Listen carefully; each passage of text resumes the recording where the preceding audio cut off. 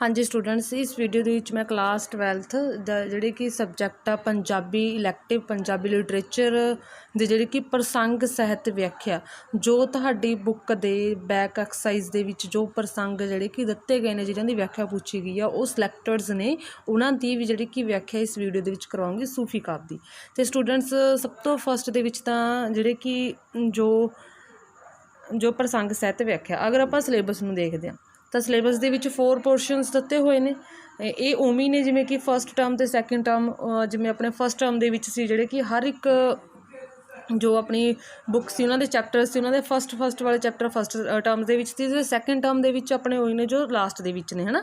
ਤਾਂ that is ਵੇ ਇੱਥੇ ਜਿਹੜੇ ਕਿ ਇਹਨਾਂ ਨੇ 4 ਹੀ ਮੈਂਸ਼ਨ ਕਰਕੇ ਨੇ, ਤਾਂ ਕਰਕੇ ਜਿਹੜੇ ਕਿ ਜੋ ਉਹਨਾਂ ਦੇ ਵਿੱਚ ਸੈਂਪਲ ਪੇਪਰਸ ਦੇ ਵਿੱਚ ਜਿਹੜੇ ਕਿ ਵਿਆਖਿਆ ਗੁਰਮਤਿ ਅਤੇ ਸੂਫੀ ਕਾਵਿ ਤੋਂ ਇਲਾਵਾ ਬਾਕੀ ਕਿੱਸਾ ਕਾਵਿ ਅਤੇ ਵੀਰ ਕਾਵਿ ਦੇ ਵਿੱਚੋਂ ਵੀ ਆਈ ਹੋਈ ਹੈ ਅਤੇ ਡੈਟ ਇਜ਼ ਵੇ ਜਿਹੜੇ ਕਿ ਉਹਨਾਂ ਨੂੰ ਉਵੇਂ ਹੀ ਸੋਲਵ ਕਰਕੇ ਤੁਹਾਡੇ ਅੱਗੇ ਪੇਸ਼ ਕੀਤਾ ਗਿਆ। ਬਟ ਜਦੋਂ ਆਪਾਂ ਜਿਹੜੇ ਕਿ ਦੇਖਦੇ ਹਾਂ ਇਹਨਾਂ ਨੂੰ ਸਿਲੇਬਸ ਤੋਂ ਬਾਅਦ ਜਿਹੜੇ ਪ੍ਰਸ਼ਨ ਪੱਤਰ ਦੀ ਰੂਪ ਰੇਖਾ ਇੱਥੇ ਜਿਹੜੇ ਕਿ ਪਹਿਲਾਂ ਵੀ ਮੈਂ ਰੀਡ ਕੀਤਾ ਸੀ ਬਟ ਮੈਂ ਸ਼ੋ ਨਹੀਂ ਕੀਤਾ ਵੀ ਜਿਹੜੇ ਕਿ ਚਲੋ ਇਹਦੇ ਵਿੱਚ ਦਿੱਤਾ ਹੋਇਆ ਵੀ ਜਿਹੜੇ ਕਿ ਥਰਡ ਪ੍ਰਸ਼ਨ ਦੇ ਵਿੱਚ ਵੀ ਜਿਹੜੇ ਆਪਾਂ ਨੂੰ ਤੁਹਾਨੂੰ ਆਵੇਗੀ ਇਹ ਵਿਆਖਿਆ ਇਹ ਸੂਫੀ ਅਤੇ ਗੁਰਮਤਿ ਕਾਵਿ ਦੇ ਵਿੱਚੋਂ ਮਤਲਬ ਕਿ ਇਹਨਾਂ ਦੋਨਾਂ ਦੇ ਵਿੱਚੋਂ ਹੀ ਇੱਕ ਆਊਗਾ, ਇੱਕ ਸੂਫੀ ਕਾਵਿ ਦੇ ਵਿੱਚੋਂ ਗੁਰਮਤਿ ਕਾਵਿ ਦੇ ਵਿੱਚੋਂ ਕਾਵਿ ਟੁੱਟਾ ਜਿਹਨਾਂ ਤੁਸੀਂ ਪ੍ਰਸੰਗ ਸਾਹਿਤ ਵਿਆਖਿਆ ਕਰਨੀ ਹੈ। ਅਤੇ ਇੱਥੇ ਆਪਾਂ ਨੂੰ ਸਪਸ਼ਟ ਕਲੀਅਰ ਹੋ ਰਿਹਾ ਕਿ ਇੱਥੇ ਦੋਨਾਂ ਦੇ ਵਿੱਚੋਂ ਹੀ ਆਉਣੇ ਆ ਸੂਫੀ ਅਤੇ ਗੁਰਮਤਿ ਦੇ ਵਿੱਚੋਂ। ਬਾਕੀ ਜਿਹੜੇ ਕਿ ਕਿੱਸਾ ਕਾਵਿ ਅਤੇ ਆਪਣੇ ਹੋ ਗਏ ਵੀਰ ਕਾਵਿ ਉਹਨਾਂ ਨੂੰ ਕਰਨ ਦੀ ਜ਼ਰੂਰਤ ਨਹੀਂ ਹੈ। ਤਾਂ ਜਿਹੜਾ ਪ੍ਰਸੰਗ ਤੁਹਾਡਾ 2 ਮਾਰਕਸ ਦਾ ਅਤੇ ਵਿਆਖਿਆ 3 ਮਾਰਕਸ ਦੀ ਹੈ। ਅਤੇ ਉਸ ਤੋਂ ਅੱਗੇ ਇਹਨਾਂ ਨੇ ਇਹ ਵੀ ਮੈਂਸ਼ਨ ਕੀਤਾ ਹੋਇਆ ਜਿਹੜਾ ਤੁਹਾਡਾ ਕੇਂਦਰੀ ਭਾਵ ਆ ਉਹ ਸੂਫੀ ਅਤੇ ਗੁਰਮਤਿ ਕਾਵਿ ਦੇ ਵਿੱਚੋਂ ਹੀ ਆਉਣਾ ਜਿਹੜਾ ਕਿ 4 ਮਾਰਕਸ ਦਾ। ਅਤੇ ਅੱਗੇ ਜਿਹੜੇ ਕਿ ਜੋ ਤੁਹਾਨੂੰ ਲੌਂਗ ਕੁਐਸਚਨ ਆਉਣਾ 6 ਮਾਰਕਸ ਦਾ ਉਹ ਕਿੱਸਾ ਕਾਵਿ ਅਤੇ ਵੀਰ ਕਾਵਿ ਦੇ ਵਿੱਚੋਂ ਆਉਣਾ। ਅਤੇ ਇਹ ਦੋਨਾਂ ਦੇ ਕੁਐਸਚਨਾਂ ਦੇ ਵਿੱਚੋਂ ਆਮ ਜਿਹੜੇ ਕਿ ਇਹਨਾਂ ਜੋ ਕਿੱਸਾ ਕਾਵਿ ਅਤੇ ਵੀਰ ਕਾਵਿ ਨੇ ਇਹਨਾਂ ਧਾਰਾਵਾਂ ਦੀ ਜਿਹੜੀ ਕਿ ਆਮ ਜਾਣਕਾਰੀ ਬਾਰੇ 2 ਪ੍ਰਸ਼ਨ ਹੋਣਗੇ ਜਿਨ੍ਹਾਂ ਵਿੱਚ ਇੱਕ ਤਾਂ ਤੁਸੀਂ ਆਨਸਰ ਕਰਨਾ ਹੋਊਗਾ। ਇਹਨਾਂ ਦੀ ਵੀਡੀਓ ਅਪਲੋਡ ਕੀਤੀ ਹੋਈ ਹੈ, ਉਹ ਇਸ ਦੇ ਅਕੋਰਡਿੰਗ ਹੀ ਅਪਲੋਡ ਕੀਤੀ ਸੀ। ਤਾਂ ਹੁਣ ਮੈਂ ਤੁਹਾਨੂੰ ਜਿਹੜੇ ਕਿ ਇਹਦੇ ਵਿੱਚ ਪ੍ਰਸੰਗ ਸਾਹਿਤ ਵਿਆਖਿਆ ਕਰਵਾਉਣੀ ਹੈ, ਧਿਆਨ ਨਾਲ ਸੁਣਨੀ ਹੈ ਕਿਉਂਕਿ ਇਹ 5 ਮਾਰਕਸ ਦੀ ਹੈ। ਹਾਂਜੀ, ਜੋ ਮੈਂ ਤੁਹਾਨੂੰ ਪ੍ਰਸੰਗ ਸਾਹਿਤ ਵਿਆਖਿਆ ਕਰਵਾ ਰਹੀ ਹਾਂ ਸਟੂਡੈਂਟਸ ਇਹ ਸੂਫੀ ਕਾਵਿ ਦੀ ਕਰਵਾ ਰਹੀ ਹਾਂ। ਅਤੇ ਸੂਫੀ ਕਾਵਿ ਦੀ ਜੋ ਤੁਹਾਡੀ ਬੁੱਕ ਹੈ ਹੈ ਨਾ ਤੁਹਾਡੀ ਬੁੱਕ ਹੈਗੀ ਹੈ ਮੱਧਕਾਲੀਨ ਪੰਜਾਬੀ ਕਾਵਿ ਝਲਕਾਂ ਅਤੇ ਇਤਿਹਾਸ, ਇਸ ਦੇ ਵਿੱਚ ਅਭਿਆਸ ਦੇ ਵਿੱਚ ਜੋ ਵਿਆਖਿਆ ਪੁੱਛੀ ਗਈ ਆ ਉਹ ਕਰਵਾ ਰਹੀ। ਇਸ ਤੋਂ ਇਲਾਵਾ ਜੋ ਮੈਨੂੰ ਸਿਲੈਕਟਡ ਲੱਗਦੇ ਅਤੇ ਉਹਨਾਂ ਦੀ ਉਹ ਕਰਵਾਉਂਗੀ। ਹੁਣ ਜਿਵੇਂ ਇਹਨਾਂ ਦੇ ਵਿੱਚ ਹੈ ਜਿਹੜੇ ਕਿ ਅਭਿਆਸ ਦੇ ਵਿੱਚ ਇਹ ਬੁੱਲੇ ਸ਼ਾਹ ਦੇ ਵਿੱਚੋਂ ਹੈ, ਇਸ ਦੇ ਵਿੱਚ ਹੈ ਜਿਸ ਪਾਇਆ ਭੇਤ ਕਲੰਦਰ ਦਾ ਰਾਹ ਖੋਜੇ ਆਪਣੇ ਅੰਦਰ ਦਾ ਉਹ ਵਾਸੀ ਹੈ ਸੁਖ ਮੰਦਰ ਦਾ ਜਿੱਥੇ ਕੋਈ ਨਾ ਚੜ੍ਹਦੀ ਲਹਿੰਦੀ ਹੈ। ਹਾਂਜੀ ਸਟੂਡੈਂਟਸ ਧਿਆਨ ਨਾਲ ਸੁਣਨਾ, ਤੁਸੀਂ ਇਸ ਦੇ ਵਿੱਚ ਪ੍ਰਸੰਗ ਕੀ ਲਿਖਣਾ। ਪ੍ਰਸੰਗ ਆ ਜਿਹੜੇ ਕਿ ਤੁਹਾਨੂੰ 2 ਮਾਰਕਸ ਦਾ ਅਤੇ ਵਿਆਖਿਆ ਤੁਹਾਡੀ 3 ਮਾਰਕਸ ਦਾ, ਟੋਟਲ 5 ਮਾਰਕਸ ਦਾ। ਤਾਂ ਪ੍ਰਸੰਗ ਦੇ ਵਿੱਚ ਤੁਸੀਂ ਇਹ ਲਿਖਣਾ ਸਟੂਡੈਂਟਸ ਕਿ ਇਹ ਕਾਵਿ ਟੋਟਾ ਮੱਧਕਾਲੀਨ ਪੰਜਾਬੀ ਕਾਵਿ ਝਲਕਾਂ ਅਤੇ ਇਤਿਹਾਸ ਇਹ ਤੁਹਾਡੀ ਬੁੱਕ ਦਾ ਨਾਮ ਹੋ ਗਿਆ। ਪੁਸਤਕ ਦੇ ਵਿੱਚ ਜਿਹੜੇ ਕਿ ਦਰਜ ਬੁੱਲੇ ਸ਼ਾਹ ਦੀ ਲਿਖੀ ਹੋਈ ਕਾਫੀ ਹੈ ਦੇ ਵਿੱਚੋਂ ਇਹ ਕਾਫੀ ਦਾ ਨਾਂ ਹੈਗਾ ਮੂੰਹ ਆਈ ਬਾਤ ਨਾ ਰਹਿੰਦੀ ਹੈ। ਮੂੰਹ ਆਈ ਬਾਤ ਨਾ ਰਹਿੰਦੀ ਦੇ ਵਿੱਚੋਂ ਜਿਹੜੇ ਕਿ ਇਹ ਲਿਆ ਗਿਆ ਕਾਵਿ ਟੋਟਾ। ਅਤੇ ਇਸ ਕਾਫੀ ਦੇ ਵਿੱਚ ਬੁੱਲੇ ਸ਼ਾਹ ਨੇ ਜਿਹੜੇ ਕਿ ਆਪਣੇ ਸੂਫੀ ਵਿਚਾਰਾਂ ਦੇ ਅਨੁਸਾਰ ਆ ਜਿਹੜੇ ਕਿ ਰੂਹਾਨੀ ਅਧਿਆਤਮਕ ਰਾਹ ਦੇ ਨਾਲ ਅਧਿਆਤਮਕ ਰਸਤੇ ਦੇ ਨਾਲ ਸੰਬੰਧਿਤ ਜਿਹੜੇ ਹਕੀਕਤਾਂ ਨੇ ਸੱਚਾਈਆਂ ਨੇ ਉਹਨਾਂ ਨੂੰ ਜਿਹੜੇ ਕਿ ਇਸ ਦੇ ਵਿੱਚ ਬਿਆਨ ਕੀਤਾ। ਹੁਣ ਇਹ ਤੁਹਾਡਾ ਪ੍ਰਸੰਗ ਆ। ਅੱਗੇ ਵਿਆਖਿਆ ਦੇ ਵਿੱਚ ਤੁਸੀਂ ਸਟੂਡੈਂਟਸ ਇਹ ਲਿਖਣਾ ਹੈ ਕਿ ਇਸ ਦੇ ਵਿੱਚ ਜਿਹੜੇ ਕਿ ਬੁੱਲੇ ਸ਼ਾਹ ਨੇ ਆਪਣੇ ਇਸ ਕਾਵਿ ਟੋਟੇ ਦੇ ਵਿੱਚ ਇਹ ਲਿਖਿਆ ਹੈ। ਪਹਿਲਾਂ ਤੁਸੀਂ ਜਿਹੜੇ ਕਿ ਕਲੰਦਰ ਦਾ ਮੀਨਿੰਗ ਕੀ ਹੁੰਦਾ ਹੈ, ਇਹ ਹੁੰਦਾ ਫਕੀਰੀ ਦਾ ਇੱਕ ਵਿਸ਼ੇਸ਼ ਦਰਜਾ। ਠੀਕ ਹੈ, ਫਕੀਰੀ ਦਾ ਇੱਕ ਵਿਸ਼ੇਸ਼ ਦਰਜਾ ਹੁੰਦਾ ਇਹ ਕਲੰਦਰ, ਅਤੇ ਮੁਸਲਮਾਨ ਫਕੀਰਾਂ ਦੇ ਜਿਹੜੇ ਕਿ 5 ਦਰਜਿਆਂ ਦੇ ਵਿੱਚੋਂ ਇੱਕ।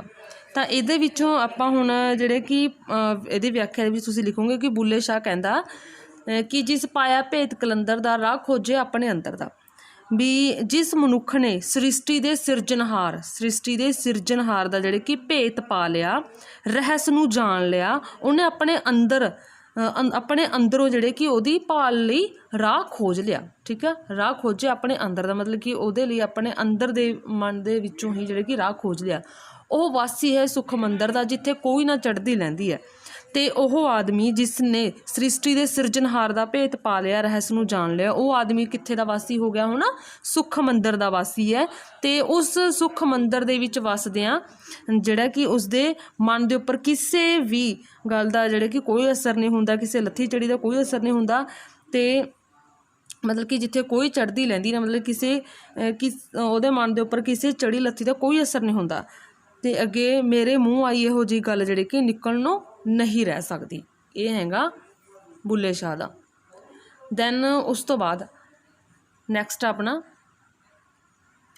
ਹਾਂਜੀ ਸੈਕਿੰਡ ਆ, ਆਪਣਿਆਂ ਵਿੱਚੋਂ ਉਲਫਤ ਨਾਹੀ ਕੋਰੇ ਚਾਚੇ ਤਾਏ, ਪਿਓ ਪੁੱਤਰ ਇਤਫਾਕ ਨਾ ਕਾਈ, ਧੀਆਂ ਨਾਲ ਨਾ ਮਾਈ, ਸੱਚਿਆਂ ਨੂੰ ਹੁਣ ਮਿਲਦੇ ਧੱਕੇ ਝੂਠੇ ਕੋਲ ਬਹਾਏ, ਕਊ ਲਗੜ ਨੂੰ ਮਾਰਨ ਲੱਗੇ ਚਿੜੀਆਂ ਜੂਰੇ ਖਾਈ। ਹਾਂਜੀ ਪਹਿਲਾਂ ਤਾਂ ਤੁਸੀਂ ਇਹ ਜਿਹੜੇ ਕਿ ਦੇਖਣਾ ਪਹਿਚਾਣ ਰੱਖਣੀ, ਇੱਕ ਤਾਂ ਭੇਦ ਕਲੰਦਰ ਵਾਲਾ ਅਤੇ ਆਪਣੇ ਉਫਲਤ ਨਾਹੀ ਕੋਰੇ ਚਾਚੇ ਤਾਏ, ਇਹ ਜਿਹੜੇ ਕਿ ਕਿਹਨਾਂ ਦੇ ਨੇ, ਇਹ ਬੁੱਲੇ ਸ਼ਾਹ ਦੇ ਕਾਫੀ ਦੇ ਵਿੱਚੋਂ ਨੇ। ਠੀਕ ਹੈ, ਬੁੱਲੇ ਸ਼ਾਹ ਦੇ ਕਾਫੀਆਂ ਨੇ ਇਹਨਾਂ ਦੇ ਵਿੱਚ। ਤਾਂ ਇਸ ਪ੍ਰਸੰਗ ਇਹਦਾ ਲਿਖਣਾ ਹੈ ਕਿ ਇਸ ਜਿਹੜੇ ਕਿ ਪਹਿਲਾਂ ਤਾਂ ਉਹੀ ਲਾਈਨ ਲਿਖਣੀ ਹੈ ਕਿ ਇਹ ਜਿਹੜੇ ਕਿ ਪਾਠ ਪੁਸਤਕ ਦਾ ਨਾਮ ਲਿਖ ਕੇ ਉਹਨਾਂ ਦੇ ਵਿੱਚੋਂ ਲਿਆ ਗਿਆ ਬੁੱਲੇ ਸ਼ਾਹ ਦੀ ਰਚਨਾ। ਅਤੇ ਇਸ ਜਿਹੜੇ ਕਿ ਬੁੱਲੇ ਸ਼ਾਹ ਦੀ ਕਾਫੀ ਇਹ ਉਲਟੇ ਹੋਰ ਜ਼ਮਾਨੇ ਆਏ, ਉਲਟੇ ਹੋਰ ਜ਼ਮਾਨੇ ਆਏ ਦੇ ਵਿੱਚੋਂ ਲਿਆ ਗਿਆ। ਅਤੇ ਇਸ ਕਾਫੀ ਦੇ ਵਿੱਚ ਬੁੱਲੇ ਸ਼ਾਹ ਜਿਹੜੇ ਕਿ ਆਪਣੇ ਸਮੇਂ ਦੀ ਗਿਰਾਵਟ ਭਰੀ ਸਮਾਜਿਕ ਅਵਸਥਾ ਦਾ ਜਿਹੜੇ ਕਿ ਜ਼ਿਕਰ ਕਰਦਾ, ਵੀ ਉਸ ਸਮੇਂ ਦੀ ਕਿਸ ਤਰੀਕੇ ਦੀ ਜਿਹੜੀ ਕਿ ਸਮਾਜਿਕ ਅਵਸਥਾ ਕਿਵੇਂ ਡਾਵਾਡੋਲ ਹੋ ਰਹੀ ਆ, ਉਹਦਾ ਜਿਹੜੇ ਕਿ ਇਹਦੇ ਵਿੱਚ ਵਰਣਨ ਕਰਿਆ ਹੋਇਆ। ਹੁਣ ਤੁਸੀਂ ਵਿਆਖਿਆ ਦੇ ਵਿੱਚ ਲਿਖੋਗੇ ਕਿ ਬੁੱਲੇ ਸ਼ਾਹ ਕਹਿੰਦਾ ਕਿ ਅੱਜ ਕੱਲ੍ਹ ਜ਼ਮਾਨਾ ਜਿਹੜੇ ਕਿ ਉਲਟਾ ਹੋ ਗਿਆ, ਇਸ ਜ਼ਮਾਨੇ ਦੇ ਵਿੱਚ ਜਿਹੜੇ ਕਿ ਕੀ ਹੋਣ ਲੱਗ ਗਿਆ, ਆਪਣਿਆਂ ਵਿੱਚੋਂ ਉਫਲਤ ਨਾਹੀ ਕੋਰੇ ਚਾਚੇ ਤਾਏ। ਇੱਥੇ ਜਿਹੜੇ ਕਿ ਉਫਲਤ ਦਾ ਮੀਨਿੰਗ ਤੁਸੀਂ ਦੇਖੋ, ਉਫਲਤ ਦਾ ਮੀਨਿੰਗ ਹੋ ਗਿਆ ਪਿਆਰ। ਠੀਕ ਆ, ਮਤਲਬ ਕਿ ਪਿਆਰ ਇੱਥੇ ਨਹੀਂ ਹੈਗਾ। ਤਾਂ ਇਤਫਾਕ ਦਾ ਮੀਨਿੰਗ ਹੁੰਦਾ ਵੀ ਏਕਾ ਸਹਿਮਤੀ। ਤਾਂ ਆਪਣਿਆਂ ਦੇ ਵਿੱਚ ਉਫਲਤ ਨਾਹੀਂ ਕੋਰੇ ਚਾਚੇ ਤਾਏ, ਮਤਲਬ ਕਿ ਜੋ ਆਪਣੇ ਨੇ ਇਹਨਾਂ ਦੇ ਵਿੱਚ ਕੋਈ ਵੀ ਆਪਣਾਪਨ ਨਹੀਂ ਹੈ, ਮਤਲਬ ਕਿ ਇਹਨਾਂ ਸਾਰਿਆਂ ਦੇ ਵਿੱਚ ਜਿਹੜੇ ਕਿ ਫ਼ਰਕ ਪੈ ਗਿਆ, ਪਿਆਰ ਜਿਹੜੇ ਕਿ ਘਟ ਗਿਆ। ਚਾਚੇ ਤਾਏ ਜਿਹੜੇ ਕਿ ਸਭ ਕੋਰੇ ਰਿਸ਼ਤਿਆਂ ਦੇ ਹੋ ਗਏ। ਪਿਓ ਪੁੱਤਰ ਇਤਫਾਕ ਨਾ ਕਾਈ, ਮਤਲਬ ਕਿ ਪਿਓ ਪੁੱਤਰ ਦੇ ਆਪਸ ਦੇ ਵਿੱਚ ਕੋਈ ਸਹਿਮਤੀ ਨਹੀਂ ਹੈ। ਠੀਕ ਹੈ, ਅਤੇ ਧੀਆਂ ਨਾਲ ਨਾ ਮਾਏ, ਤਾਂ ਇਸ ਜ਼ਮਾਨੇ ਦੇ ਵਿੱਚ ਜਿਹੜੇ ਕਿ ਪਿਓ ਪੁੱਤਰ ਦੇ ਵਿੱਚ ਕੋਈ ਸਾਂਝ ਨਹੀਂ। ਤਾਂ ਚਾਚੇ ਤਾਏ ਜਿਹੜੇ ਕਿ ਕੋਰੇ ਹੋ ਗਏ, ਸਭ ਦਾ ਲਹੂ ਭਾਵ ਕਿ ਚਿੱਟਾ ਹੋ ਗਿਆ। ਅਤੇ ਜਿਹੜੇ ਕਿ ਇਹਨਾਂ ਦੀ ਇਸ ਜ਼ਮਾਨੇ ਦੇ ਵਿੱਚ ਜਿਹੜੇ ਕਿ ਧੀਆਂ ਨਾਲ ਨਾ ਮਾਏ, ਧੀਆਂ ਨਾਲ ਨਾ ਮਾਏ, ਮਤਲਬ ਕਿ ਇਹ ਇੱਕੇ ਨਹੀਂ ਹੈ। ਅਤੇ ਸੱਚਿਆਂ ਨੂੰ ਹੁਣ ਮਿਲਦੇ ਧੱਕੇ ਝੂਠੇ ਕੋਲ ਬਹਾਏ, ਅਤੇ ਇਸ ਜ਼ਮਾਨੇ ਦੇ ਵਿੱਚ ਜਿਹੜੇ ਸੱਚੇ ਲੋਕ ਨੇ ਉਹਨਾਂ ਨੂੰ ਧੱਕੇ ਮਿਲ ਰਹੇ ਨੇ, ਧੱਕੇ ਮਿਲਦੇ ਨੇ, ਜਿਹੜੇ ਝੂਠੇ ਲੋਕ ਨੇ ਉਹਨਾਂ ਨੂੰ ਜਿਹੜੇ ਕਿ ਕੋਲ ਬਹਾਇਆ ਜਾ ਰਿਹਾ। ਕਾਊ ਲਗੜ ਨੂੰ ਮਾਰਨ ਲੱਗੇ ਚਿੜੀਆਂ ਜੂਰੇ ਖਾਈ, ਇਹਦੇ ਵਿੱਚ ਜਿਹੜੇ ਕਿ ਜੂਰੇ ਦਾ ਮੀਨਿੰਗ ਤੁਸੀਂ ਦੇਖੋ, ਜੂਰੇ ਦਾ ਮੀਨਿੰਗ ਹੁੰਦਾ ਸ਼ਿਕਾਰੀ। ਠੀਕ ਹੈ, ਸ਼ਿਕਾਰੀ ਪੰਛੀ ਬਾਜ਼। ਹੁਣ ਇਸ ਦੇ ਵਿੱਚ ਇਸ ਸਤਰ ਦਾ ਅਰਥ ਇਹ ਹੋ ਗਿਆ ਕਿ ਕਾਂ ਜਿਹੜੇ ਕਿ ਸ਼ਿਕਾਰੀ ਪੰਛੀਆਂ ਨੂੰ ਮਾਰ ਰਹੇ ਨੇ ਅਤੇ ਚਿੜੀਆਂ ਜਿਹੜੇ ਕਿ ਬਾਜ਼ਾਂ ਨੂੰ ਖਾ ਰਹੀਆਂ ਨੇ। ਕਾਊ ਲਗੜ ਨੂੰ ਮਾਰਨ ਲੱਗੇ। ਠੀਕ ਹੈ, ਵੀ ਕਾਂ ਜਿਹੜੇ ਕਿ ਲਗੜ ਹੋ ਗਏ ਸ਼ਿਕਾਰੀ ਪੰਛੀ, ਮਤਲਬ ਕਿ ਕਾਊ ਜਿਹੜੇ ਕਿ ਸ਼ਿਕਾਰੀ ਪੰਛੀਆਂ ਨੂੰ ਮਾਰਨ ਲੱਗੇ, ਅਤੇ ਚਿੜੀਆਂ ਜੂਰੇ ਹੋ ਗਿਆ ਬਾਜ਼ਾਂ, ਚਿੜੀਆਂ ਜਿਹੜੇ ਕਿ ਬਾਜ਼ਾਂ ਨੂੰ ਖਾ ਰਹੀਆਂ ਨੇ।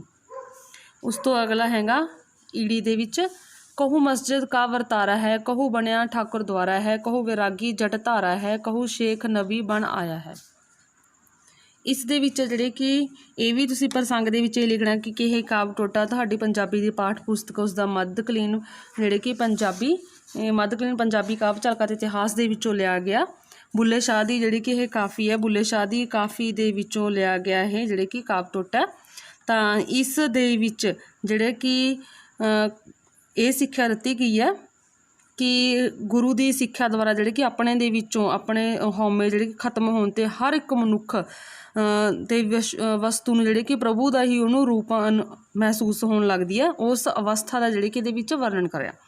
ਤਾਂ ਇਸ ਦੇ ਵਿੱਚ ਜਿਹੜੇ ਕਿ ਕਵੀ ਕਹਿੰਦਾ ਹੈ, ਮਤਲਬ ਕਿ ਬੁੱਲੇ ਸ਼ਾਹ ਕਹਿੰਦਾ ਹੈ ਕਿ ਉਸ ਨੂੰ ਕਿਧਰੇ ਤਾਂ ਪਰਮਾਤਮਾ ਦੁਆਰਾ ਮਸਜਿਦ ਦਾ ਰੂਪ ਧਾਰਿਆ ਦਿਖਾਈ ਦਿੰਦਾ। ਕਹੂ ਮਸਜਿਦ ਕਾ ਵਰਤਾਰਾ, ਮਤਲਬ ਕਿ ਕਿਧਰੇ ਤਾਂ ਉਹਨੂੰ ਜਿਹੜੇ ਕਿ ਪਰਮਾਤਮਾ ਦੁਆਰਾ ਮਸਜਿਦ ਦਾ ਰੂਪ ਧਾਰਿਆ ਹੋਇਆ ਦਿਖਾਈ ਦਿੰਦਾ। ਅਤੇ ਕਹੂ ਬਣਿਆ ਠਾਕਰ ਦੁਆਰਾ, ਅਤੇ ਕਿਧਰੇ ਉਹਨੂੰ ਜਿਹੜੇ ਕਿ ਠਾਕਰ ਦੁਆਰ ਬਣਿਆ ਦਿਖਾਈ ਦਿੰਦਾ।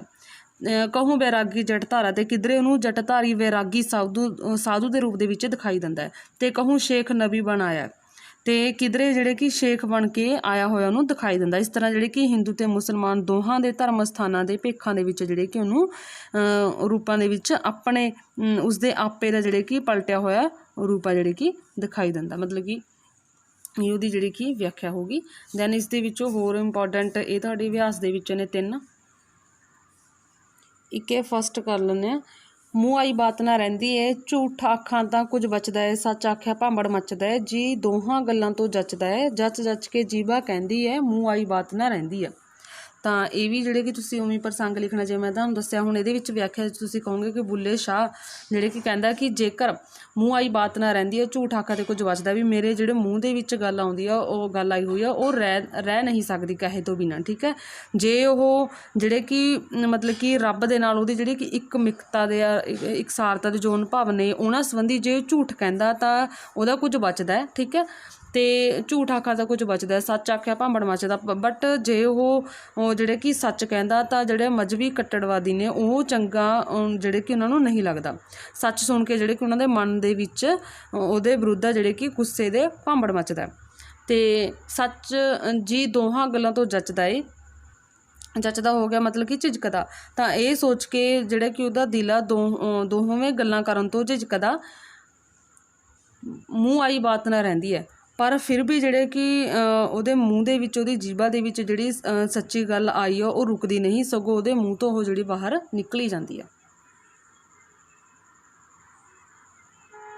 ਇੱਕ ਇਹ ਕਰ ਲੈਂਦੇ ਹਾਂ, ਤੌਬਾ ਨਾ ਕਰ ਜਾਰ ਕੈਸੀ ਤੌਬਾ, ਨਿਤ ਪੜ੍ਹਦੇ ਇਸਤ ਗਫਾਰ ਕੈਸੀ ਤੌਬਾ, ਸਾਵੀ ਦੇ ਕੇ ਲਹੋ ਸਵਾਈ ਡਿਊਡੀਆਂ ਤੇ ਬਾਜੀ ਲਾਈ, ਇਹ ਮੁਸਲਮਾਨੀ ਕਿੱਥੇ ਪਾਈ, ਇਹ ਤੁਹਾਡੀ ਕਿਰਦਾਰ ਕੈਸੀ ਤੌਬਾ, ਜਿੱਥੇ ਨਾ ਜਾਣਾ ਉੱਥੇ ਜਾਏ, ਹੱਕ ਵਿਗਾਨਾ ਮੁੱਕਰ ਖਾਏ, ਕੂੜ ਕਿਤਾਬਾਂ ਸਿਰ ਤੇ ਚਾਏ, ਇਹ ਤੇਰਾ ਇਤਵਾਰ ਕੈਸੀ ਤੌਬਾ, ਠੀਕ ਹੈ। ਇਹਦੇ ਵਿੱਚ ਜਿਹੜੇ ਇਸ ਦੇ ਵਿੱਚ ਤੁਸੀਂ ਜਿਹੜੇ ਕਿ ਇਹਦੀ ਵਿਆਖਿਆ ਲਿਖਣੀ ਹੈ ਕਿ ਬੁੱਲੇ ਸ਼ਾਹ ਕਹਿੰਦਾ ਕਿ ਮਜ਼ਹਬ ਦੇ ਪਾਬੰਦ ਹੋਣ ਵਾਲੇ ਜਿਹੜੇ ਕਿ ਇਨਸਾਨ, ਤੂੰ ਆਪਣੇ ਜਿਹੜੇ ਕਿ ਗੁਨਾਹਾਂ ਤੋਂ ਤੌਬਾ ਕਰਨ ਦਾ ਜਿਹੜਾ ਪਖੰਡ ਕਰ ਰਿਹਾ, ਤੇਰੀ ਇਹ ਤੌਬਾ ਕਿਸ ਕੰਮ ਹੈ, ਤੂੰ ਹਰ ਰੋਜ਼ ਜਿਹੜੇ ਕਿ ਤੌਬਾ ਕਰਦਾ, ਪਰ ਤੇਰੀ ਇਹ ਤੌਬਾ ਕਿਹੋ ਜਿਹੀ ਹੈ ਜਿਹਦੇ ਵਿੱਚ ਤੂੰ ਦੂਜਿਆਂ ਨੂੰ ਸਾਵੀ ਦੇ ਕੇ ਉਹਨਾਂ ਤੋਂ ਪਾਸੋਂ ਸਵਾਈ ਲੈਂਦਾ ਅਤੇ ਡਿਊਡੀਆਂ ਚੀਜ਼ਾਂ ਪ੍ਰਾਪਤ ਕਰਨ ਦੀ ਜਿਹੜੀ ਕਿ ਉਮੀਦ ਲਗਾਉਣਾ। ਅਤੇ ਇਹ ਮਜ਼ਹਬ ਤੈਨੂੰ ਕਿੱਥੋਂ ਪ੍ਰਾਪਤ ਹੈ, ਕਿ ਤੇਰਾ ਇਹ ਅਮਲ ਹੈ, ਤੈਨੂੰ ਸਰਾਂ ਕਿੱਥੇ ਜਾਣ ਤੋਂ ਰੋਕਦੀ ਹੈ, ਤੂੰ ਉੱਥੇ ਜਾਂਦਾ ਅਤੇ ਪਰਾਇਆਂ ਦਾ ਹੱਕ ਖਾ ਕੇ ਜਿਹੜੇ ਕਿ ਮੁੱਕਰ ਜਾਂਦਾ, ਅਤੇ ਦੂਜੇ ਅੱਗੇ ਸੱਚਾ ਹੋਣ ਲਈ ਤੂੰ ਕਿਤਾਬਾਂ ਸਿਰ ਉੱਤੇ ਚੁੱਕਦਾ ਅਤੇ ਝੂਠੀਆਂ ਜਿਹੜੇ ਕਿ ਕਸਮਾਂ ਖਾਂਦਾ।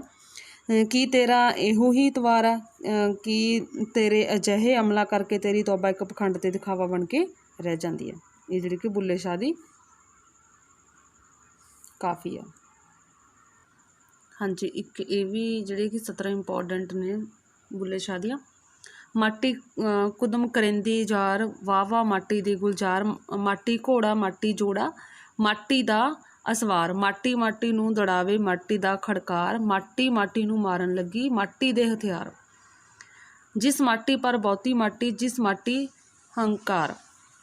ਇਹਨਾਂ 17 ਦੇ ਵਿੱਚ ਆ ਜਿਹੜੇ ਕਿ ਪ੍ਰਸੰਗ ਤਾਂ ਤੁਸੀਂ ਉਵੇਂ ਲਿਖਣਾ। ਇਹਨਾਂ ਦੇ ਵਿੱਚ ਜਿਹੜੇ ਕਿ ਕਵੀ ਨੇ ਮਨੁੱਖੀ ਸਰੀਰ, ਉਸਦੀ ਤਾਕਤ ਅਤੇ ਉਸਦੇ ਸੰਸਾਰਕ ਪਦਾਰਥਾਂ ਨੂੰ ਜਿਹੜੇ ਕਿ ਕਿਹਦਾ ਪਸਾਰਾ ਦੱਸਿਆ, ਮਿੱਟੀ ਦਾ ਪਸਾਰਾ ਦੱਸ ਕੇ ਜਿਹੜੇ ਕਿ ਮਨੁੱਖ ਨੂੰ ਹਉਮੈ ਦਾ ਤਿਆਗ ਕਰਨ ਦੀ ਸਿੱਖਿਆ ਦਿੱਤੀ ਆ ਇਹਨਾਂ 17 ਦੇ ਵਿੱਚ। ਤਾਂ ਇਸ ਕਾਫੀ ਦੇ ਵਿੱਚ ਜਿਹੜੇ ਕਿ ਬੁੱਲੇ ਸ਼ਾਹ, ਹੁਣ ਅੱਗੇ ਦੀ ਵਿਆਖਿਆ ਕਰਦੇ ਹਾਂ। ਮਾਟੀ ਹੁੰਦਾ ਕੀ ਹੈ ਵੈਸੇ? ਮਾਟੀ ਹੁੰਦਾ ਜਿਹੜੇ ਕਿ ਇਹਦੇ ਵਿੱਚ ਪਹਿਲਾਂ ਮਾਟੀ ਦਾ ਤੁਸੀਂ ਮੀਨਿੰਗ ਦੱਸੋ। ਮਾਟੀ ਮਤਲਬ ਕਿ ਮਿੱਟੀ ਦਾ ਬਣਿਆ ਸਰੀਰ, ਮਾਟੀ ਹੁੰਦਾ ਮਿੱਟੀ ਦਾ ਬਣਿਆ ਹੋਇਆ ਸਰੀਰ, ਠੀਕ ਹੈ। ਗੁਲਜ਼ਾਰ ਹੋ ਗਿਆ, ਗੁਲਜ਼ਾਰ ਕੀ ਹੁੰਦਾ, ਇਹਦਾ ਮੀਨਿੰਗ ਹੁੰਦਾ ਫੁਲਵਾੜੀ ਬਾਗ, ਠੀਕ ਆ, ਫੁਲਵਾੜੀ ਤੇ ਬਾਗ ਹੁੰਦਾ ਇਹਦਾ ਮੀਨਿੰਗ। ਤਾਂ ਇਸ ਦੇ ਵਿੱਚ ਕਵੀ ਕਹਿੰਦਾ ਕਿ ਮਾਟੀ ਕੁਦਮ ਕਰਿੰਦੀ ਜਾਰ, ਮਤਲਬ ਕਿ ਚਾਰੇ ਪਾਸੇ ਜਿਹੜੇ ਕਿ ਮਿੱਟੀ ਦਾ ਹੀ ਪਸਾਰਾ, ਵਾਹਵਾ ਮਾਟੀ ਦੀ ਗੁਲਜ਼ਾਰ, ਹਰ ਪਾਸੇ ਮਿੱਟੀ ਹੀ ਜਿਹੜੀ ਕਿ ਮਿੱਟੀ ਦਾ ਹੀ ਪਸਾਰਾ, ਮਿੱਟੀ ਹੀ ਜਿਹੜੇ ਸਾਡੇ ਆਲੇ ਦੁਆਲੇ ਜੋ ਸ੍ਰਿਸ਼ਟੀ ਆ ਉਹ ਸਾਰੀ ਦੇ ਅੰਦਰ ਜਿਹੜੀ ਫੁਲਵਾੜੀ ਹੈ, ਉਹ ਮਿੱਟੀ ਦੀ ਹੀ ਬਣੀ ਹੋਈ ਹੈ। ਮਾਟੀ ਘੋੜਾ ਮਾਟੀ ਜੋੜਾ, ਮਾਟੀ ਦਾ ਅਸਵਾਰ। ਤਾਂ ਆਪਣੀ ਤਾਕਤ ਅਤੇ ਹੰਕਾਰ ਦੇ ਵਿੱਚ ਜਿਹੜਾ ਫਸਿਆ ਜਿਹੜਾ ਕਿ ਆਦਮੀ ਆ, ਜਿਸ ਘੋੜੇ ਉੱਪਰ ਉਹ ਸਵਾਰ ਹੁੰਦਾ, ਜਿਹੜੀ ਪੋਸ਼ਾਕ ਉਹ ਪਾਉਂਦਾ, ਇੱਥੋਂ ਤੱਕ ਕਿ ਉਹ ਆਪ ਖੁਦ ਵੀ, ਅਤੇ ਸਭ ਕੁਝ ਉਹ ਕਾਹਦਾ ਬਣਿਆ ਹੋਇਆ, ਮਿੱਟੀ ਦਾ ਹੀ ਬਣਿਆ ਹੋਇਆ। ਅਤੇ ਜਿਸ ਦਾ ਮਤਲਬ ਕਿ ਉਹ ਮਿੱਟੀ ਦਾ ਸਰੀਰ ਆ, ਜਿਹੜੇ ਕਿ ਮਿੱਟੀ ਦੇ ਘੋੜੇ ਨੂੰ ਦੜਾਉਂਦਾ, ਅਤੇ ਉਸੇ ਮਿੱਟੀ ਦੇ ਵਿੱਚ ਹੀ ਬਹੁਤ ਸਾਰੀ ਜਿਹੜੀ ਕਿ ਖੜਕਾਰ ਉਹਨੂੰ ਸੁਣਾਈ ਦਿੰਦੀ ਆ। ਮਾਟੀ ਨੂੰ ਦੜਾਵੇ ਮਾਟੀ ਦਾ ਖੜਕਾਰ, ਮਤਲਬ ਕਿ ਉਹ ਉਸ ਜਿਹੜਾ ਮਿੱਟੀ ਦਾ ਬਣਿਆ ਹੋਈ ਹੀ ਜਿਹੜੇ ਕਿ ਉਹ ਸਰੀਰ ਆ ਘੋੜਾ, ਉਹਨੂੰ ਵੀ ਦੜਾਉਂਦਾ, ਅਤੇ ਉਹ ਖੁਦ ਵੀ ਜਿਹੜੇ ਕਿ ਉਹਦਾ ਜਿਹੜੇ ਕਿ ਉਹਦੀ ਸਾਰੀ ਖੜਕਾਰ ਆ ਜਿਹੜੀ ਕਿ ਉਹਨੂੰ ਸੁਣਾਈ ਦਿੰਦੀ ਆ।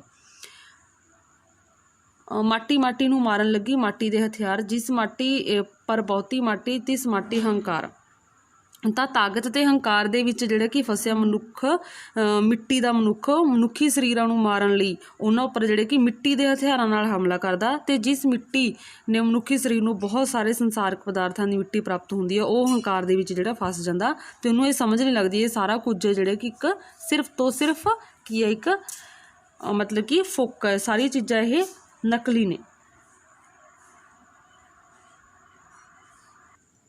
हाँ जी, उस तो अगे जिहड़े कि बुल्ले शाह तो अगे जिहड़े कि सूफी काव्य दे विच हाशम दे जिहड़े कि दोहड़े दिते हुए ने उन्हां दी व्याख्या जो तुहाडे अभ्यास दे विच पाठ पुस्तक दे बैक एक्सरसाइज दे विच अभ्यास दे दिते हुए ने उन्हां नूं सॉल्व करदे हुण साबित हो जिस दर्स इश्क दा लिया हरफ हकीकत वाला हो बेजार गया सब इल्मों अते तसबी रही ना माला।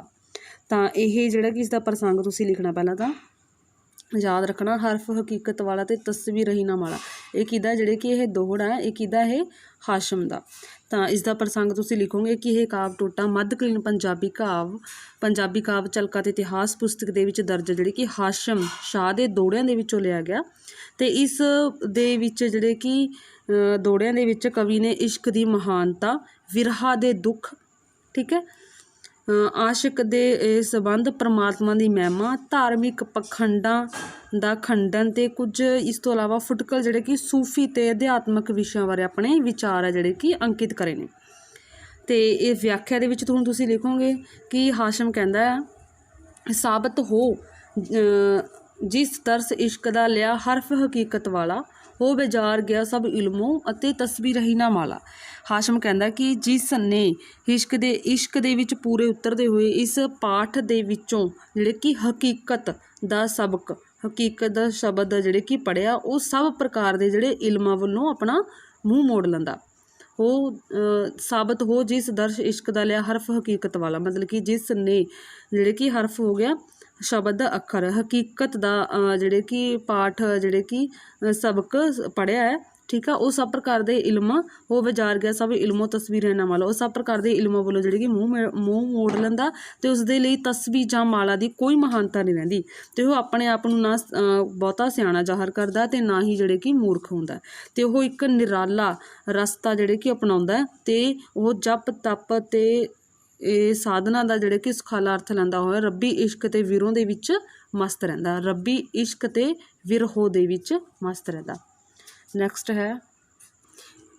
हैगा सो भलवान बहादुर नाही जेड़े ढा लैन कुछ मस्तां साहिब जोर होवै जग जाने जेड़े दिल नूं देन सिक्सतां दा अर्थ हुंदा जिहड़े कि इहदे विच हारना टुटना ते मुरझाउणा।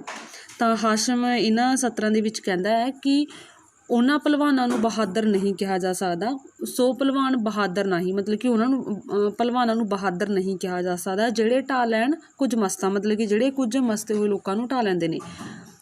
साहिबा जोर होवै जग जाने जिहड़े दिल नूं देन शिकसतां दुनिया जानदी है कि असल ताकतवर वो हुंदे ने जिहड़े विकारां वल दौड़दे होए अपने मन नूं जो मतलब कि जो जिंदगी दे विच विकार ने ठीक है उन्हां वल जिहड़ा उन्हां दा मन दौड़दा उन्हां तों जिहड़े कि अपने मन नूं हार लैंदे ने मतलब कि अपने मन नूं जिहड़े कि मोड़ लैंदे ने तोड़ लैंदे ने। नैक्सट है दिल तू ही दिलबर भी तू ही अते दीद तू ही दुख तेरा नींदर भुख आराम तू ही तू अते तैं बिन जगत अंधेरा। हुण इस दे विच जिहड़े कि दीद हुंदा दीदार ठीक है इस दे विच जिहड़े कि हाशम कह रहा है हाशम दे दोहड़े ने इस दे विच हाशम कहंदा है कि हे प्यारे तू ही मेरा तू ही दिलबर भी तू ही मतलब कि तू ही मेरा दिल है तो तू ही जिहड़े कि दिलबर हुंदा दिल नूं लुट्टण वाला ही तू है ठीक है मैं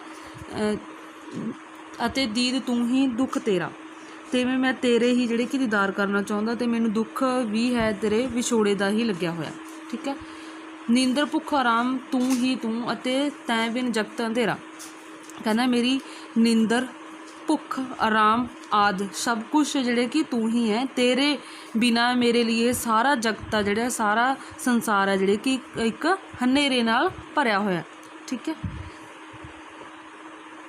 मतलब कि इन्हां सत्तरां दे विच जिहड़े कि अपना कवि अपने प्यारे नूं कहंदा है जिहड़े भी वो ठीक है ये सारे ते हाशम दे दोहड़े ने। हाँ जी नैक्सट है गुल ते खार पैदाइश एक से इस बाग चमन दे दोवें एक शब उम्र गुलांदी ओढ़ ते खार रहे नित उमें थोड़ा रहन कबूल प्यारे पर तू खार न होवे हाशम आन मिलो गल हस के भावें एक पल पास खलोवे। तां इन्हां दे विच जिहड़े कि प्रसंग दे विच तुसीं सेम उमें तरह लिखना है ਕਿ ਇਹ ਕਾਵਿ ਟੋਟਾ ਹਾਸ਼ਮ ਦੁਆਰਾ ਲਿਖਿਆ ਹੋਇਆ ਇੱਕ ਦੋੜਾ ਹੈ, ਜਿਹੜੀ ਕਿ ਇਹ ਮੱਧਕਾਲੀਨ ਪੰਜਾਬੀ ਕਾਵਿ ਝਲਕ ਇਤਿਹਾਸ ਪੁਸਤਕ ਦੇ ਵਿੱਚ ਦਰਜ ਹੈ। ਅਤੇ ਇਸ ਪੁਸਤਕ ਦੇ ਵਿੱਚ ਜਿਹੜੇ ਕਿ ਦਰਜ ਦੋੜਿਆਂ ਦੇ ਵਿੱਚ ਕਵੀ ਨੇ ਇਸ਼ਕ ਦੀ ਮਹਾਨਤਾ, ਵਿਰਹਾ ਦੇ ਦੁੱਖ, ਠੀਕ ਹੈ, ਅਤੇ ਪਰਮਾਤਮਾ ਦੀ ਮਹਿਮਾ ਅਤੇ ਇਸ ਤੋਂ ਇਲਾਵਾ ਕੁਝ ਫੁਟਕਲ ਸੂਫੀ ਅਤੇ ਅਧਿਆਤਮਕ ਵਿਸ਼ਿਆਂ ਬਾਰੇ ਆਪਣੇ ਵਿਚਾਰ ਪ੍ਰਗਟ ਕਰੇ ਨੇ।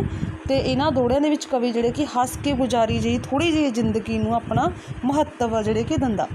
ਤਾਂ ਵਿਆਖਿਆ ਦੇ ਵਿੱਚ ਤੁਸੀਂ ਲਿਖੋਗੇ ਕਿ ਪਹਿਲਾਂ ਤਾਂ ਗੁੱਲ ਦਾ ਮੀਨਿੰਗ ਕੀ ਹੁੰਦਾ? ਗੁੱਲ ਦਾ ਮੀਨਿੰਗ ਹੁੰਦਾ ਫੁੱਲ, ਠੀਕ ਆ। ਖਾਰ ਦਾ ਮੀਨਿੰਗ ਹੁੰਦਾ ਕੰਡੇ, ਚਮਨ ਹੋ ਗਿਆ ਬਾਗ, ਸ਼ਬ ਹੁੰਦਾ ਰਾਤ, ਠੀਕ ਹੈ। ਇਸ ਦੇ ਵਿੱਚ ਵਿਆਖਿਆ ਦੇ ਵਿੱਚ ਤੁਸੀਂ ਲਿਖਣਾ ਕਿ ਹਾਸ਼ਮ ਕਹਿੰਦਾ ਹੈ, ਗੁੱਲ ਦੇ ਖਾਰ ਪੈਦਾਇਸ਼ ਇੱਕ ਸੇ ਇਸ ਬਾਗ ਚਮਨ ਦੇ ਦੋਵੇਂ, ਇੱਕ ਸ਼ਬ ਉਮਰ ਗੁੱਲਾਂ ਦੀ ਓੜ ਕਤੇ ਖਾਰ ਰਹੇ ਨਿਤ ਓਵੇਂ। ਤਾਂ ਹਾਸ਼ਮ ਕਹਿੰਦਾ ਕਿ ਇਸ ਦੁਨੀਆ ਰੂਪੀ ਦੇ ਵਿੱਚ ਜਿਹੜੇ ਕਿ ਬਾਗ 'ਚ ਕੰਡੇ ਅਤੇ ਫੁੱਲ ਦੋਵੇਂ ਇੱਕੋ ਇੱਕੋ ਜਿਹੜੇ ਕਿ ਬੂਟੇ ਨੂੰ ਲੱਗਦੇ ਨੇ, ਇੱਕਸੇ, ਠੀਕ ਹੈ। ਮਤਲਬ ਕਿ ਇੱਕੋ ਬੂਟੇ ਦੇ ਵਿੱਚ ਕੰਡੇ ਵੀ ਹੁੰਦੇ ਨੇ ਅਤੇ ਇੱਕੋ ਦੇ ਵਿੱਚ ਫੁੱਲ ਹੁੰਦੇ ਨੇ, ਲਾਈਕ ਗੁਲਾਬ, ਠੀਕ ਹੈ। ਪਰੰਤੂ ਉਹਨਾਂ ਦੀ ਜਿਹੜੇ ਕਿ ਫੁੱਲਾਂ ਦੀ ਉਮਰ ਹੈ ਜਿਹੜੀ ਕਿ ਇੱਕ ਰਾਤ ਭਰ ਹੁੰਦੀ ਹੈ, ਜਦ ਕਿ ਇੱਕ ਸ਼ਬ ਉਮਰ ਗੁੱਲਾਂ ਦੀ, ਗੁੱਲ ਕੀ ਹੋ ਗਏ? ਫੁੱਲਾਂ ਦੀ ਉਮਰ ਹੈ ਜਿਹੜੇ ਕਿ ਸ਼ਬ ਹੋ ਗਿਆ ਰਾਤ, ਇੱਕ ਰਾਤ ਭਰ ਰਹਿੰਦੀ ਹੈ। ਖਾਰ ਰਹੇ ਨਿਤੋਵੇਂ, ਪਰ ਜਿਹੜੇ ਕਿ ਖਾਰ ਹੋ ਗਏ ਕੰਡੇ, ਪਰ ਕੰਡੇ ਜਿਹੜੇ ਕਿ ਉਵੇਂ ਹੀ ਰਹਿੰਦੇ ਨੇ, ਹਰ ਰੋਜ਼ ਇੱਕੋ ਤਰ੍ਹਾਂ ਦੇ ਜਿਹੜੇ ਕਿ ਦਿਖਾਈ ਦਿੰਦੇ ਨੇ। ਅਤੇ ਥੋੜ੍ਹਾ ਰਹਿਣਾ ਕਬੂਲ ਪਿਆਰੇ, ਪਰ ਤੂੰ ਖਾਰ ਨਾ ਹੋਵੇਂ, ਹਾਸ਼ਮਾਨ ਮਿਲੋ ਕਲ ਹੱਸ ਕੇ, ਭਾਵੇਂ ਇੱਕ ਪਲ ਪਾਸ ਖਲੋਵੇ। ਤਾਂ ਹਾਸ਼ਮ ਕਹਿੰਦਾ ਹੈ ਕਿ ਹੇ ਪਿਆਰੇ, ਤੂੰ ਇਸ ਦੁਨੀਆ ਦੇ ਵਿੱਚ ਥੋੜ੍ਹਾ ਚਿਰ ਰਹਿਣਾ ਮਨਜ਼ੂਰ ਕਰ ਲਵੀਂ ਫੁੱਲ ਦੀ ਤਰ੍ਹਾਂ, ਪਰ ਕੰਡਾ ਨਾ ਬਣੀ। ਤੂੰ ਹਰ ਇੱਕ ਨੂੰ ਫੁੱਲ ਵਾਂਗ ਆ ਜਿਹੜੇ ਕਿ ਹੱਸ ਕੇ ਮਿਲ, ਭਾਵੇਂ ਉਸ ਕੋਲ ਜਿਹੜੇ ਕਿ ਇੱਕ ਪਲ ਹੀ ਖੜੇ ਕਿਉਂ ਨਾ, ਠੀਕ ਹੈ। ਹਾਂਜੀ, ਨੈਕਸਟ ਹੈਗਾ ਅੱਗੇ, ਪਹਿਲਾਂ ਆਪਾਂ ਨੇ ਕਰੇ ਨੇ ਬੁੱਲੇ ਸ਼ਾਹ ਦੇ, ਫਿਰ ਹਾਸ਼ਮ ਦੇ, ਨੈਕਸਟ ਆਪਾਂ ਕਰਦਾ ਖਵਾਜਾ ਗੁਲਾਮ ਫਰੀਦ। ਤਾਂ ਇਹਨਾਂ ਦੇ ਵਿੱਚ ਅਨਹਦ ਵੀਨ ਬਜਾ ਮਨ, ਮੋਹਿ ਹੋ ਸਰੁਲਦੀ ਬੂਟੇ ਝਰਵੇ, ਕੰਨੇ ਪੌਦੇ ਗਲ ਚੱਪ ਮਾਲਾ, ਰਹਿੰਦੇ ਹੁਸਨ ਨਗਰ ਵੇ। ਤਾਂ ਇਹਨਾਂ ਦੇ ਵਿੱਚ ਪਹਿਲਾਂ ਤੁਸੀਂ ਪ੍ਰਸੰਗ ਲਿਖਣਾ ਕਿ ਇਹ ਕਾਵਿ ਟੋਟਾ ਮੱਧਕਾਲੀਨ ਪੰਜਾਬੀ ਕਾਵਿ ਝਲਕਾਂ ਦੇ ਇਤਿਹਾਸ ਪੁਸਤਕ ਦੇ ਵਿੱਚ ਦਰਜ ਖਵਾਜਾ ਗੁਲਾਮ ਫਰੀਦ ਦੀ ਕਾਫੀ ਹੈ, ਜਿਹੜੇ ਕਿ ਉਹ ਕਾਫੀ ਦਾ ਨਾਂ ਹੈਗਾ ਸ਼ਾਹ ਰਾਂਝਾ ਅਲਵੇਲਾ। ਸ਼ਾਹ ਰਾਂਝਾ ਅਲਵੇਲਾ ਦੇ ਵਿੱਚੋਂ ਇਹ ਜਿਹੜੇ ਕਿ ਕਾਵਿ ਟੋਟਾ ਲਿਆ ਗਿਆ। ਅਤੇ ਇਸ ਕਾਫੀ ਦੇ ਵਿੱਚ ਕਵੀ ਨੇ ਜਿਹੜੇ ਕਿ ਹੀਰ ਦੇ ਰਾਂਝੇ ਲਈ ਪ੍ਰੇਮ ਅਤੇ ਉਸਦੇ ਮਿਲਾਪ ਲਈ ਤੜਫ ਨੂੰ ਬਿਆਨ ਕੀਤਾ। ਅਤੇ ਇਹਨਾਂ ਸਤਰਾਂ ਦੇ ਵਿੱਚ ਹੀਰ ਦੇ ਜਿਹੜੇ ਕਿ ਭਾਵਾਂ ਜਿਹੜੇ ਕਿ ਵਰਣਨ ਕੀਤੇ ਹੋਏ ਨੇ। ਤਾਂ ਵਿਆਖਿਆ ਦੇ ਵਿੱਚ ਤੁਸੀਂ ਲਿਖ ਦੋਗੇ ਅਨਹਦ ਵੀਨ ਬਜਾ ਮਨ, ਮੋਹਿਓ ਸਰੁਲਦੀ ਬੂਟੇ ਝਰਵੇ। ਤਾਂ ਇਹਨਾਂ ਦੇ ਵਿੱਚ ਜਿਹੜੇ ਕਿ ਵਿਆਖਿਆ ਦੇ ਵਿੱਚ ਕਵੀ ਕਹਿੰਦਾ ਹੈ ਕਿ ਮੇਰਾ ਪ੍ਰੀਤਮ ਰਾਂਝਾ ਜਿਹੜੇ ਕਿ ਅਲਮਸਤ ਜੋਗੀ ਹੈ, ਅਤੇ ਉਹ ਇੱਕ ਤਰ੍ਹਾਂ ਦਾ ਜਾਦੂਗਰ ਹੈ। ਅਤੇ ਉਸਨੇ ਜੋਗੀ ਨੇ ਜਿਹੜੇ ਕਿ ਬੰਸਰੀ ਬੁੱਲਾਂ ਨੂੰ ਲਾ ਕੇ ਜਿਹੜੇ ਕਿ ਵਜਾ ਕੇ ਸੁਣਾਈਏ ਕਿ ਉਸਦੀ ਮਸਤੀ ਦੇ ਵਿੱਚ ਜਿਹੜੇ ਕਿ ਉਹਨੂੰ ਮਹਿਊਸ, ਮਤਲਬ ਕਿ ਮਸਤੀ ਦੇ ਵਿੱਚ ਜਿਹੜੇ ਕਿ ਝੂਲਦੀ ਉਹਨੂੰ ਸਭ ਕੁਝ ਹੈ ਜਿਹੜੇ ਕਿ ਆਪਣਾ ਘਰ-ਬਾਰ ਭੁੱਲ ਗਿਆ। ਅਤੇ ਅੱਗੇ ਲਿਖਿਆ ਹੋਇਆ ਜੀ, ਮਤਲਬ ਕਿ ਉਹਨੇ ਜਿਹੜੇ ਕਿ ਹੁਨਰ ਦੇ ਵਿੱਚ ਜਿਹੜੀ ਉਹ ਬੰਸਰੀ ਵਜਾਈ, ਉਹਦੀ ਇਹੋ ਜਿਹੀ ਇਲਾਹੀ ਧੁਨ ਹੈ ਜਿਹੜੀ ਉਹਨੂੰ ਸੁਣ ਕੇ ਜਿਹੜੇ ਕਿ ਉਹਨੂੰ ਜਿਹੜੇ ਕਿ ਕਮਲਿਆਂ ਦੇ ਵਾਂਗ ਆ ਜਿਹੜੇ ਕਿ ਉਹਨੂੰ ਉਹ ਝੂਲਦੀ ਫਿਰ ਰਹੀ ਹੈ ਜੰਗਲਾਂ ਦੇ ਵਿੱਚ। ਕੰਨੇ ਪੌਦੇ ਗਲ ਚੱਪ ਮਾਲਾ, ਰਹਿੰਦੇ ਹੁਸਨ ਨਗਰ ਵੇ। ਤਾਂ ਇਹਨਾਂ ਦੇ ਵਿੱਚ ਜਿਹੜੇ ਕਿ ਕਿਹਾ ਗਿਆ ਕਿ ਉਹਨਾਂ ਦੇ ਪ੍ਰੀਤਮ ਦੀ ਜਿਹੜੀ ਕਿ ਇਹ ਪਹਿਚਾਣ ਆ ਕਿ ਉਸਦੇ ਕੰਨਾਂ ਦੇ ਵਿੱਚ, ਦੋਹਾਂ ਕੰਨਾਂ ਦੇ ਵਿੱਚ ਜਿਹੜੇ ਕਿ ਮੁੰਦਰਾਂ ਨੇ, ਅਤੇ ਗਲ ਦੇ ਵਿੱਚ ਮਾਲਾ, ਠੀਕ ਆ। ਚੱਪ ਮਾਲਾ ਮਤਲਬ ਕਿ ਗਲ ਦੇ ਵਿੱਚ ਜਿਹੜੇ ਕਿ ਮਾਲਾ, ਰਹਿੰਦੇ ਹੁਸਨ ਨਗਰ ਵੇ। ਅਤੇ ਉਹ ਜਿਹੜੇ ਕਿ ਹੁਸਨ ਨਗਰ ਦੇ ਤੋਂ ਰਹਿੰਦੇ ਨੇ, ਜਿਸ ਨੂੰ ਜਿਹੜੇ ਕਿ ਤਖਤ ਹਜ਼ਾਰਾ ਕਿਹਾ ਜਾਂਦਾ। ਨੈਕਸਟ ਅੱਗੇ ਕੋਇਲ ਗੂੰਜ ਮੁਰਰਾਵਾ, ਬੈਠੇ ਦਿਲ ਦੁੱਖ ਦਿਆਰੀ ਨੂੰ ਦੁੱਖ ਤਾਵੇ, ਨੈਣ ਚੈਨ ਸੇ ਝਗੜਤ ਤੜਫਤ ਰੈਨ ਵਿਹਾਵੇ। ਤਾਂ ਇਹਨਾਂ ਦੇ ਵਿੱਚ ਤੁਸੀਂ ਪ੍ਰਸੰਗ ਹੀ ਲਿਖੋਗੇ ਕਿ ਇਹ ਕਾਵਿ ਟੋਟਾ ਜਿਹੜੇ ਕਿ ਝਲਕਾਂ ਮੱਧਕਾਲੀਨ ਪੰਜਾਬੀ ਕਾਵਿ ਝਲਕਾਂ ਦੇ ਇਤਿਹਾਸ ਪੁਸਤਕ ਦੇ ਵਿੱਚ ਦਰਜ ਖਵਾਜਾ ਗੁਲਾਮ ਫਰੀਦ ਦੀ ਕਾਫੀ ਹੈ। ਕਾਫੀ ਦਾ ਨਾਂ ਹੈਗਾ ਇਹਦੇ ਵਿੱਚ ਸਾਵਣ ਬੂੰਦੜੀਏ ਚਰਲਾਵੇ, ਸਾਵਣ ਬੂੰਦੜੀਏ ਚਰਲਾਵੇ ਵਿੱਚੋਂ ਲਿਆ ਗਿਆ। ਇਸ ਦੇ ਵਿੱਚ ਜਿਹੜੇ ਕਿ ਕਵੀ ਨੇ ਬਰਸਾਤ ਰੁੱਤ ਦੇ ਸੁਹਾਵਣੇ ਵਾਤਾਵਰਣ ਦੇ ਕਾਰਨ ਹੈ ਜਿਹੜੇ ਕਿ ਪ੍ਰਭਾਵ ਦੇ ਕਾਰਨ ਬਿਰਹਣ ਦੇ ਮਨ ਦੇ ਵਿੱਚ ਜਿਹੜਾ ਆਪਣੇ ਪ੍ਰੀਤਮ ਤੋਂ ਵਿਛੜੇ ਜਿਹੜੇ ਕਿ ਦੁੱਖ ਅਤੇ ਉਹਨਾਂ ਦੇ ਮਿਲਾਪ ਦੀ ਤੜਫ ਨੂੰ ਪ੍ਰਗਟ ਕਰਿਆ। ਤਾਂ ਇਹਨਾਂ ਦੇ ਵਿੱਚ ਵਿਆਖਿਆ ਦੇ ਵਿੱਚ ਤੁਸੀਂ ਲਿਖੋਗੇ ਕਿਉਂਕਿ ਕਵੀ ਕਹਿੰਦਾ ਕਿ ਸਾਵਣ ਦਾ ਮਹੀਨਾ ਜਿਹੜੇ ਕਿ ਦੇ ਵਿੱਚ ਕਣੀਆਂ ਵਰ ਰਹੀਆਂ ਨੇ, ਅਤੇ ਇਸ ਰੁੱਤ ਦੇ ਵਿੱਚ ਜਿਹੜੇ ਕਿ ਪਾਪੀ ਪਪੀਹਾ ਫੂਕਾ ਮਾਰ ਕੇ ਜਿਹੜੇ ਕਿ ਉਹਨਾਂ ਨੂੰ ਵਿਛੋੜੇ ਦੀ ਅੱਗ ਨੂੰ ਹੋਰ ਅੱਗ ਲਾ ਰਹੇ ਆ, ਤੜਫਦੇ ਹੋਏ ਨੂੰ। ਠੀਕ ਹੈ, ਤਾਂ ਇਹ ਆਲੇ ਦੁਆਲੇ ਜਿਹੜੇ ਕਿ ਸੁਹਾਵਣੀ ਰੁੱਤ ਦੇ ਵਿੱਚ ਖੁਸ਼ ਹੋ ਕੇ ਜਿਹੜੇ ਕਿ ਕੋਈ ਨਾ ਕੁੰਜ ਮੁਰਾਵੇ ਬੈਠੇ ਦਿਲ ਦੁੱਖ ਦਿਆਰੀ ਨੂੰ ਦੁੱਖ ਧਾਵੇ, ਮਤਲਬ ਕਿ ਕੁੰਜਾਂ ਅਤੇ ਕੋਇਲਾਂ ਜਿਹੜੇ ਕਿ ਬੋਲ ਰਹੀਆਂ ਨੇ, ਅਤੇ ਇਹਨਾਂ ਦੇ ਵਿੱਚ ਜਿਹੜੇ ਕਿ ਮੋਰ ਆ ਜਿਹੜੇ ਕਿ ਪਹਿਲਾਂ ਪਾ ਕੇ ਕੂਕ ਰਹੇ ਨੇ, ਅਤੇ ਪਰ ਇਸ ਜਿਹੜੇ ਕਿ ਵਿਰਹਨ ਨੂੰ ਵਿਛੜੀ ਹੋਈ ਨੂੰ ਜਿਹੜੇ ਕਿ ਦੁੱਖ ਦਿਆਰੀ ਦੇ ਦਿਲ ਨੂੰ ਦੁੱਖ ਨੂੰ ਹੋਰ ਜ਼ਿਆਦਾ ਜਿਹੜੇ ਕਿ ਤਪਾ ਰਹੇ ਨੇ। ਠੀਕ ਹੈ, ਦੁਖਿਆਰੀ ਨੂੰ ਦੁੱਖ ਤਾਵੇ ਮਤਲਬ ਕਿ ਹੋਰ ਜ਼ਿਆਦਾ ਤਪਾ ਰਹੇ ਨੇ।